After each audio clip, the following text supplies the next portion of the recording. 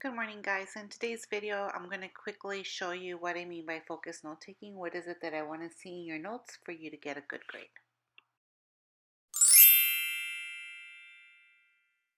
Now let's look into the 5 phases of focused note taking. Now, all of you should have this handout in the front of your notebook. It was given to you during the first semester, and we also had reviewed it and have been reviewing it before we left on break. But just in case some of you forgot, I'm going to quickly go over them.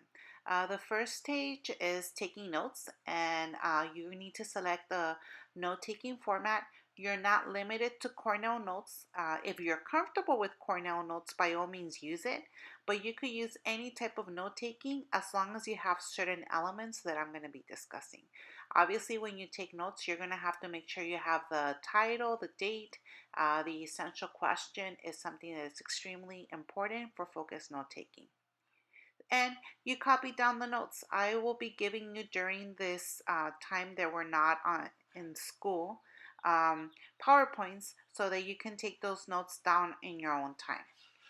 The second stage is processing the notes. So once you copied the notes, just copying the notes is not enough.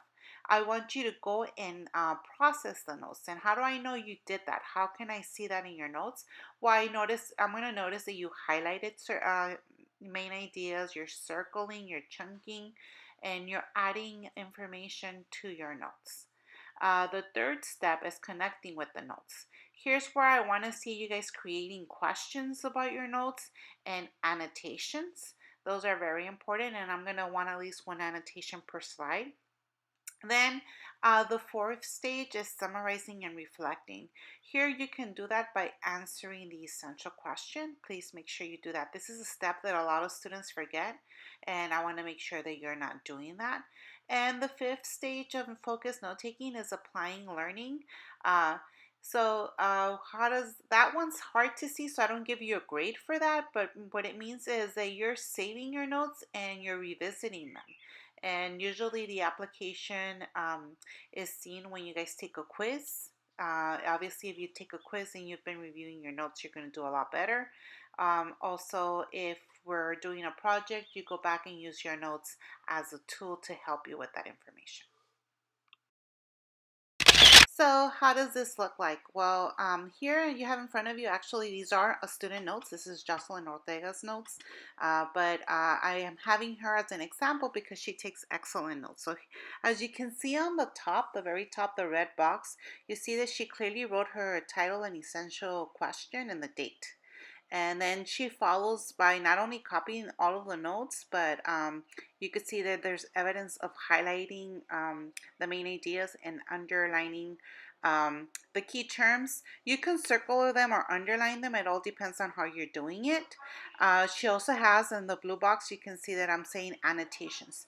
When you do annotations, there's different ways. You don't always just have to summarize. I know that a lot of teachers have you do that, but you can respond to the text. So if there's a thought that comes up when you're going over your notes, you can write that down and that counts as an annotation. You can connect with the text, like if you had a similar experience.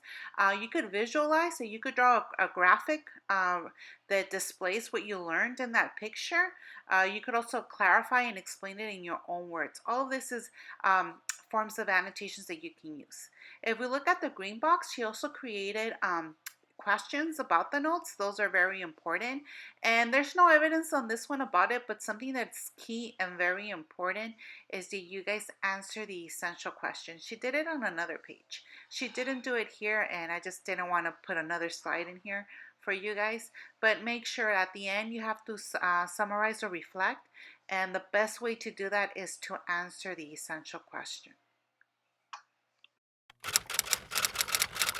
So that's it, guys. That's what I'm looking for when I'm grading your papers, your focused note-taking notes. So try to follow that. If you need to, this video will be placed in resources for you so that you can go back and look at it. And we're all working from home.